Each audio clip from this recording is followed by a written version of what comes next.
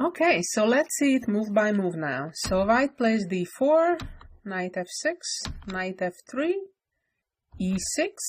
This is what black plays when black aims to play the Queen's Indian setup.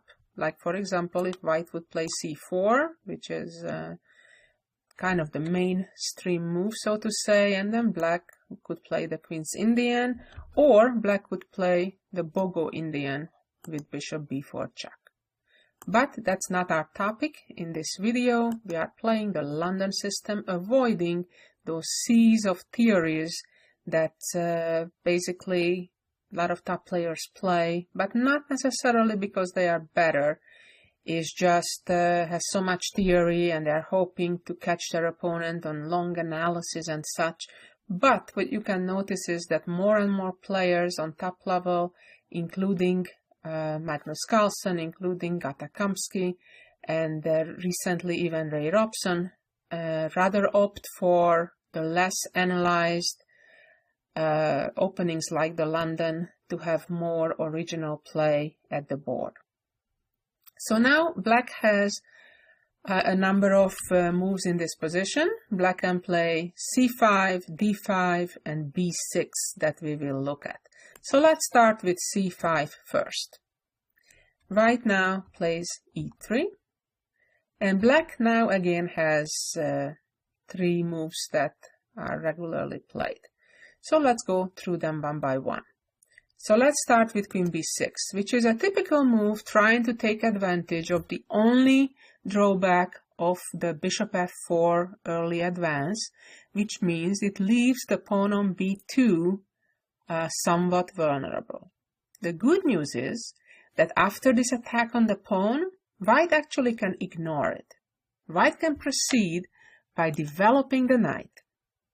Now, first of all, you always need to be aware when you sacrifice something, a pawn in this case, what happens if they accept the sacrifice actually.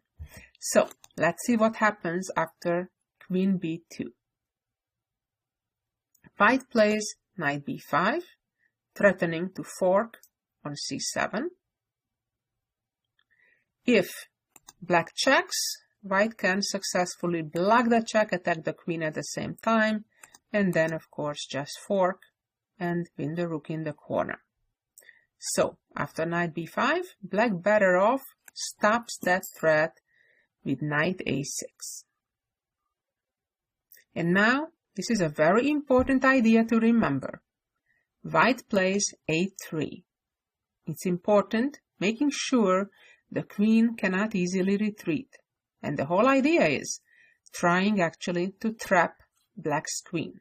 For example, if black would just resume development on the king side, white would play bishop c4, and then even if black plays d5, just trap the queen by rook a2.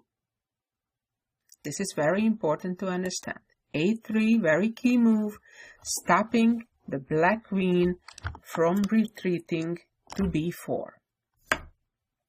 Okay, so after a3, black can try different moves. For example, knight e4, with the idea to play then knight to c3.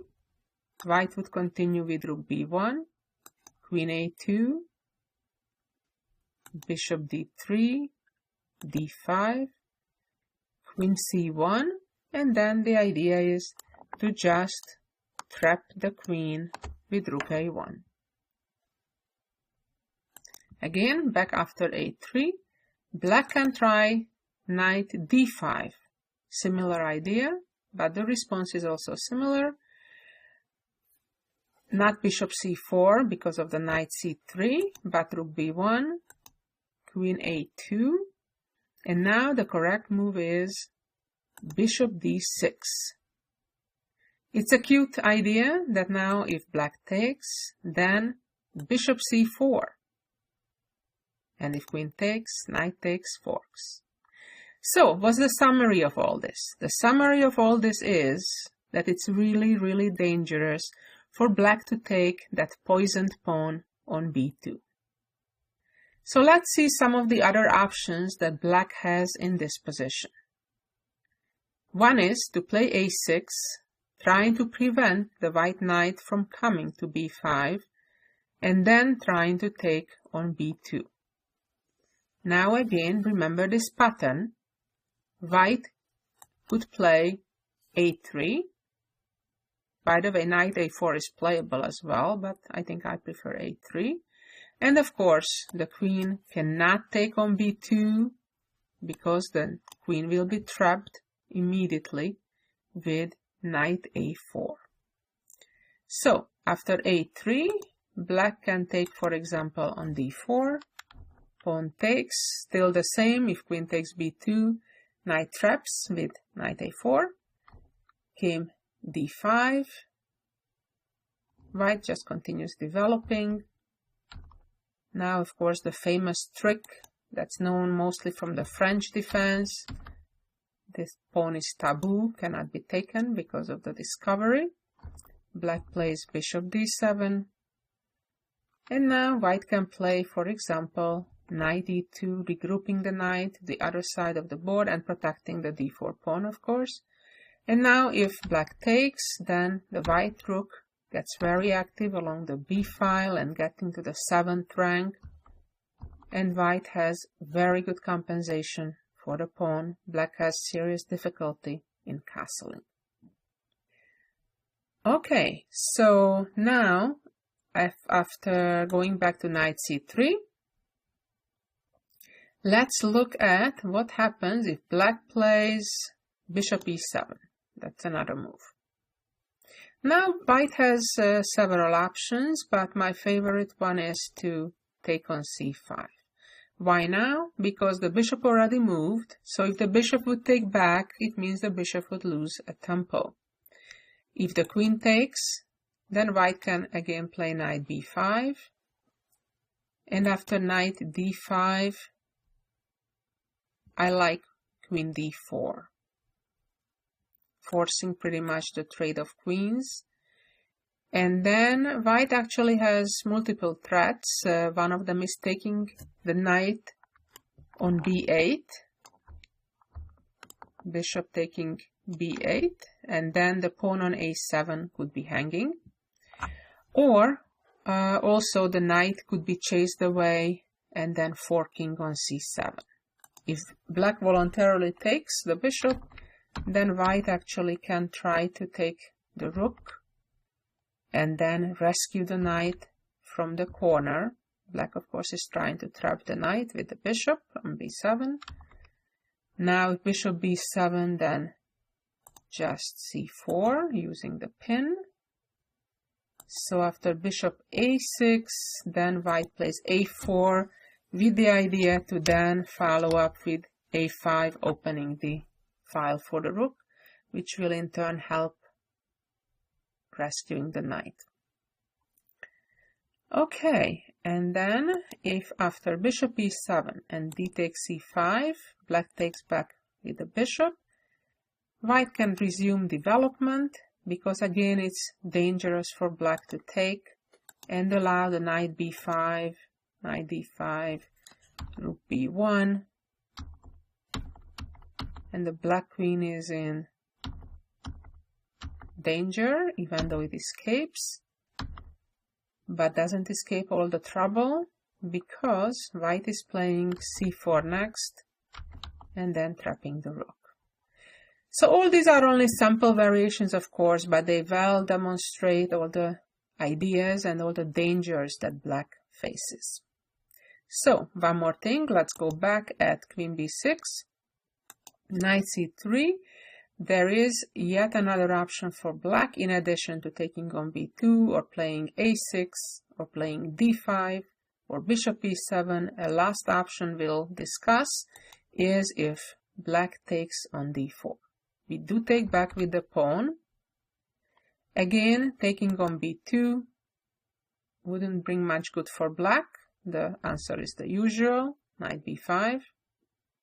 And if black now tries to use the only change in the position because of the exchange of the pawns, so the c and e pawn, now white can choose to block by the bishop or the knight. Either is playable, but I slightly prefer blocking with the bishop. And if takes, knight takes, Again, the threat of the fork is there, knight to c7. Black castles. And now white is going still after the queen, not letting that queen escape. And if a6, for example, then attacks the queen and traps the queen. So as you can see, grabbing that pawn on b2 time after time turns out to be really, really dangerous. Okay, so we're moving on to the position after here if black does not take on b2, but brings the bishop out to pin the knight. White just resumes as normal, developing. And now probably the simplest is to kick the bishop back and then play knight a4 and castle. Okay, so this is about all that you need to know about specifically this position when black played the c5 on third move and then followed it up with queen b6. And then you play knight c3, sacrificing the pawn on b2, and it looks pretty promising for white. Okay, so now we're moving on to other options for black in this position. Let's look next a move that's rarely played, but you need to know what to do against. And that is when the knight goes to h5, trying to go after white's developed bishop on f4. As you will see in some future games, that's why often white plays h3 in the system a lot, to be able to hide the bishop on h2. But here there was no need for it, because white is able to respond with bishop to g5. Now black's best response is bishop to e7, but even in that situation, white can just trade the bishops, and white will have a pleasant position, partly because the black knight on h5 is somewhat out of play. So came queen to b6, again trying to go after that b2 pawn, and now it's best for white to develop the knight to d2. You'll see the difference. If now queen takes b2, then knight e5. A fine move, creating a discovery attack on the black knight on h5, even though maybe white cannot take it right away because of the rook hanging, but after a rook b1 first, white can certainly take it. So the knight needs to retreat, and now comes the dance of the knight. Knight c4. If queen goes to b4, we're trapping the queen. Try to figure out how. There is a forced sequence that can trap the queen. c3. Queen takes. We attack the queen. Queen b4. Attack the queen yet again. And the only square that seems safe is queen b5, but then comes the discovery. And yet, the black queen is lost. On the other hand, if after knight ec4, the queen goes to c3, then comes rook b1, simply threatening with rook b3, and pretty much on any move, we're again trapping the queen. So as you can see, if you know what you're doing with white, that queen b2 pawn hunting is usually extremely dangerous. There was a game by Damljanovic against Lukács back in 1987, where here black continued chasing the bishop, h6, and came knight c4, attacking the queen and protecting the pawn on b2. Of course, if check on b4, just c3. So queen needs to retreat to c7, just simply bishop h4. And black was trying to make sense of this whole knight h5 plan. So after g5, now if bishop g3, the knight could at least take. Then things would kind of fall into place for black. But this is perhaps what black didn't count on. The intermediate move with knight fe5. attacking now the black knight on h5. If pawn takes bishop, then queen takes knight. Knight f6, and simply retreating the bishop, creating a discovery. So now all kinds of jumps are coming into the picture, discoveries, winning material. If black gets out of the threat with the queen, then h4. See, as you can see, one problem after another, a different one each time. If knight e4, then, as we said, knight f7, for example, knight g3, knight h8, and then queen h5 if knight takes the rook on h1. So the game continued with d6, and now came queen f3. Black protected the knight, and now another pretty combination, knight d6. If bishop takes, the knight on f6 falls. If queen takes, then again a very pretty intermediate check, simple but extremely powerful. If the king goes to d8, obviously knight f7. If the king goes to f8, then yet another discovery, winning the queen. And the game ended with knight c6 and knight takes c6.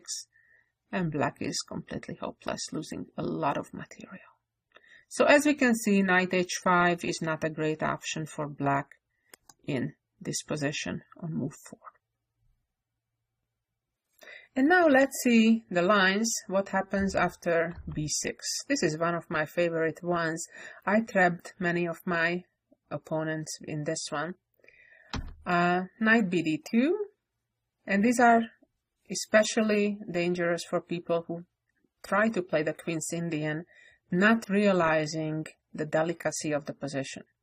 Surprisingly, in this position, playing bishop b7 is already a mistake, because now white can play knight c4. The idea is to give a check on d6 and forcing black to give up his pair of bishops, and then there may be difficulty castling as well. So black now here often plays d5. And that's another mistake, doubling up on the first mistake. Because now the knight goes to e5, and now black faces all kinds of troubles. One of the problems is that the white bishop is threatening to come to b5. In a game by Grandmaster Georgiev against Tahiri, black tried to prevent that check, but then the problem is knight g5, and black is losing a pawn immediately. So, after knight e5, black has a number of moves, but all of them have issues. For example, if bishop e7, then as we said, the check comes. If the king moves, then again the knight g5, and black doesn't have any good defense of the pawn on f7. And if black blocks the check, then takes, and white uses the pin, and after bishop c8, on top of everything, traps the queen. So this is really cool. After knight c to e5, black can try other moves like, for example, bishop d6. But then the check comes. This is still relatively the best that black can do. And after knight g5, give up the pair of bishops. So here, black has several issues. A, lost the pair of bishops. B, lost the right to castle. So obviously, from the opening, you cannot expect to win the game usually. It's very unusual that the opponent would make big enough mistakes or several mistakes that would lead to losing the game. All you can want really from an opening, a pleasant position, a position that you're more familiar with than your opponent. And because you're more familiar with the plans, the tricks, the ideas than your opponent A, may use more time, and B, may not find the right defense or the right counterplay. Okay, let's go back again to this position after b6, knight bd2. So as we learned, Bishop b7 is already somewhat of a mistake. After knight c4, actually the best defense is knight e4 at this stage. But even then, white has a number of ways to continue that's kind of pleasant for white. One is to take dc5 and just simply develop, trying to take the knight on e4 and then put a piece on d6. Have a blockade on that pawn. Or the other idea that actually the computers suggest, which is interesting, is to play h4, which is an unusual idea. So it kind of depends on your mood or your temperament, if you prefer a more aggressive play with this or a safer, more solid game by the dc5 on move 7. Okay, let's go back one more time. b6, knight bd2. So here, if black is cautious, black will play d5, preventing that trap that we looked at. And after d5, white will continue with knight e5. Again, the ideas are similar, combining the threats of the check of bishop b5 with bringing the knight maybe to g5. For example, if bishop b7, a mistake, then check. If knight fd7, that loses to queen h5. And if g6, knight g6 takes, and queen e5, an unusual fork attacking the rook in the corner. Of course, the queen is taboo because of the pin. Rook g8 and winning the rook. Very pretty. Or if after a check, black blocks with the other knight, then we're pinning the second knight as well. Too many pins. White is threatening to take either knight and win then the other knight. A sad move, retreating the bishop, but the only one not to lose immediately. And then bishop c6. See how one problem creates the other. Black solved one problem, but disallowed the bishop c6 move, attacking the rook. And now the bishop comes back to f4, and black has serious troubles because after the knight will trade on d7, then the black rook is basically lost. So you can see, even so early in the game, black has a lot of tricks to avoid, lots of traps not to fall into. So in this position after knight e5, black's best option is to play bishop e7, when white can play obviously solidly with c3, but probably better is bishop b5 check. Now the knight naturally cannot block because the queen will be trapped again. So after bishop b5, black must play bishop d7, and then we got the pair of bishops, which is generally a plus, and this case is no different. This knight must take, otherwise if other knight takes, then bishop c6 and bishop b7 traps the rook. So the other knight had to take, and then just play c3, making sure the bishop on b5 will have a retreat safely on d3 and c2 if needed. So basically I think white is slightly better here because white has two bishops, a pair of bishops, a pleasant position. Okay, so let's move back one more time to the position after white played b6 and knight d2. So what did we say? We said if black plays bishop b7, white has a very pleasant position after knight c4. We also said if black plays d5, white plays knight e5, again with a pleasant position. And the third option is to play here bishop e7, which is probably the best of the three options. And in that case, I would recommend to play solidly with h3, making sure after knight h5 moves, the bishop can hide here on h2. Black castles, white would play c3, and just develop and have a solid game.